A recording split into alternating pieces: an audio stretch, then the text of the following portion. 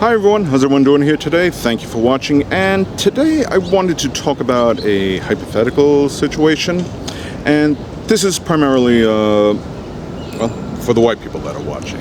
If you're a non-white and you're watching this, that's fine. Thank you for watching, and I know some of you might be raising an eyebrow like, where's he going with all this? Just hear me out, please, because I want to try and describe a certain time in history. Now, I'm no historian, so some of my details might be a little off, and if they are, please add something in the comments. And I'm going to go with my own personal ancestry. I'm from different countries, my family, but they primarily originated from Europe, so I'm just going to use that continent as an example. It can be any continent or country you want, it doesn't matter. But let's pretend your parents and one of your aunts living in whatever country in Europe, they're doing their thing in whatever town or village that they originated from. Everyday life, and then one day another race, a race of dark-skinned people of color, who are bigger, stronger. They have some rather advanced weapons and some other equipment that they use to capture them. They capture your parents, they capture your aunt, and they capture some other members nearby from that country. And they take them aboard a ship, and then they take them to their home country, a country that your parents have no knowledge of. They don't speak the language, they're not familiar with the culture, they've never been there, they have no idea where it is. And on the ship, it's not like they're given it's not a luxury cruise, it's not like they're given little cabins where they're comfortable, quite the opposite. They're pretty much shoved below deck, packed together in some rather, unimaginable living conditions that are as unsafe, unhealthy as can be. They're uncomfortable, and some of their fellow countrymen die along the way there. It's okay, these people of color, they just take those dead bodies, throw them overboard, oh well. And once they arrive to this country that they're not native to, they're shackled, bound, put in chains, and taken to a place where they're auctioned off, where, the population is all these people of color, that some of the wealthy ones that buy them. They buy your parents, they buy your aunt, and, they own a vast amount of land where they're taken to, and they're made to do the work there. To tend to the land and help them with their needs. Your aunt may be a servant in the owner's house to do other tasks and stuff like that. And anyone who doesn't comply, who disobeys or tries to resist, well, they get whipped, they get tortured. They do these things as a means of punishment to keep them under control, to break their spirits, while at the same time making sure they're physically, fit to do the work. I mean, yeah, they're still feeding them and, giving them some clothing and a place to sleep. I mean, they do got to be taken care of, but they're treated as property. They're seen as inferior, even though, they're all pretty much human beings. And during that time, the owner of all this land looks at maybe your mother and your aunt and thinks, hey, you know what? I think I'll indulge myself a little bit. After all, gets gratification from them by force, of course, and, she has no right to resist because, again, he paid for her. He's free to do with her as he feels like it. And in doing so in time, your parents eventually die on that country. They never escaped, they never returned back home. And your mother and or your aunt, they have offspring that are now, hybrids. I have nothing against interracial relationships or offspring, but this wasn't obviously not consensual relationships we're talking about here, okay? Again, they were treated as property that the owners could do with as they please, against their wishes.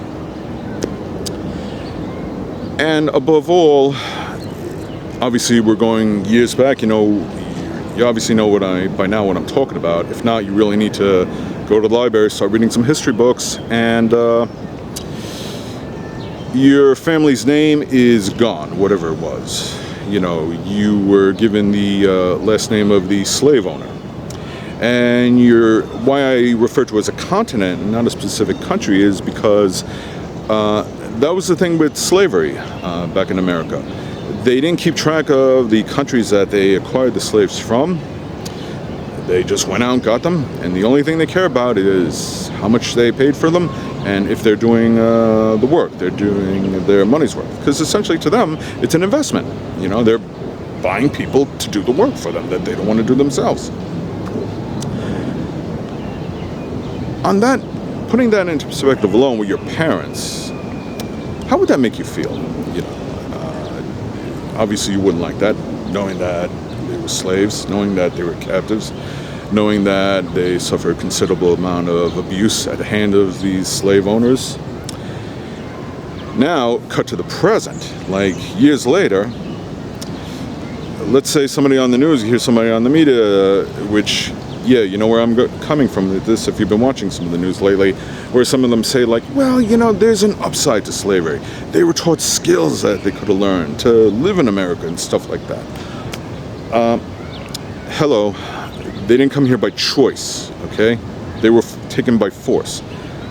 These slave owners, they weren't doing it because they thought, hey, you know, we want to teach you some skills and give you better opportunities in our country. No, it's like, we need you to do the work, you're going to do as we say, we own you.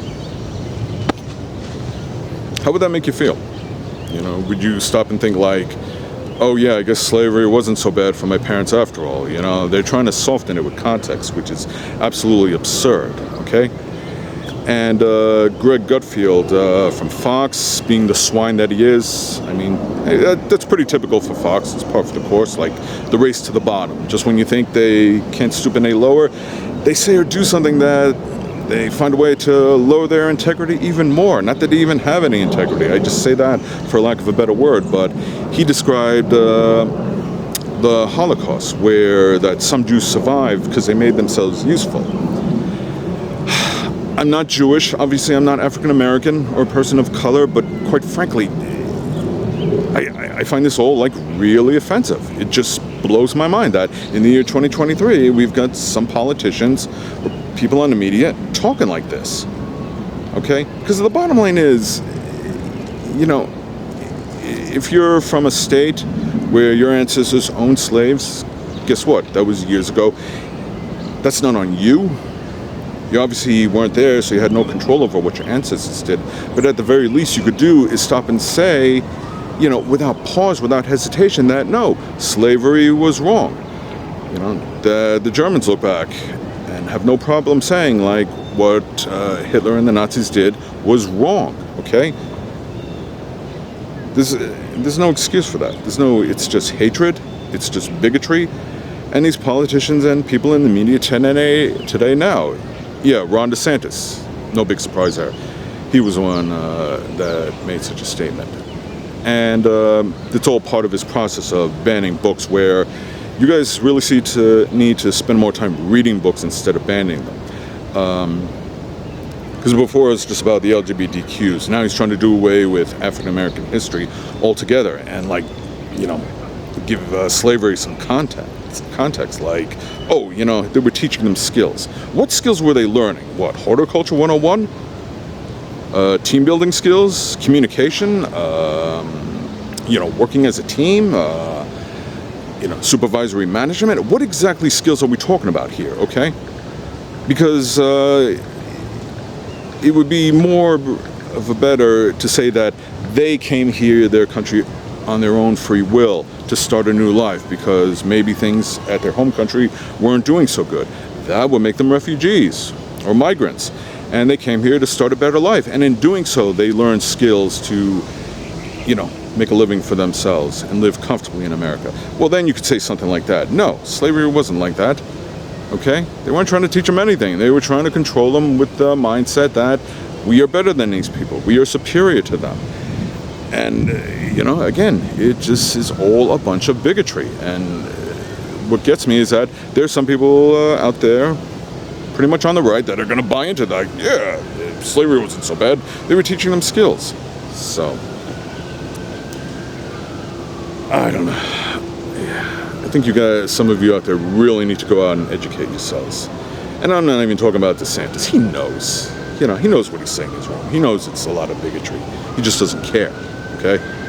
You're telling me that's what he really believes? I seriously doubt it. I'm actually giving him more credit than he should, but that makes it all the more worse. It's not stupidity or ignorance or being poorly educated.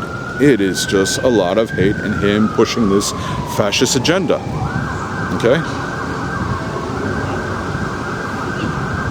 I don't know. It's year 2023 and we're talking about stuff like this. And if you're somebody who can look at this and say, no, what they're saying is wrong, if you look at gut feel and think that, oh yeah, I guess that's what the Jews did to survive, as opposed to just looking at it as, horrific treatment that these people were given at the hands of the Nazis, at the hands of fascists, then that doesn't make you American. You're not a patriot. You're just giving in to the whole fascist movement, just the way they are. You are part of the problem. And that's not America. That makes you a coward. That makes you a lowlife. So, that makes you a fascist. When the time comes, please vote these people out. Because we need to go back and undo a lot of the damage they're doing. Because the important thing about history, in case anyone hasn't forgotten, that the reason we teach about slavery, about the Civil War, we teach about World War II and the things that Hitler did, is not because we're trying to make white people feel like racists. No, we're trying to educate them because history can always repeat itself, and we're seeing it happen right now, very slowly but surely. So you can either vote it out and put a stop to it, or you can be a part of the problem. So I'd rather be on the right side of history, not bigotry. I'd rather be considered a patriot because I stood up to fascism and called it out for what it is, not embrace the bigotry or just turn a blind eye to it. Yes, inaction is in itself an action. I can never say that enough. Get out and vote, please. Do the right thing. So, anyway, thank you for watching. I really hope you understand.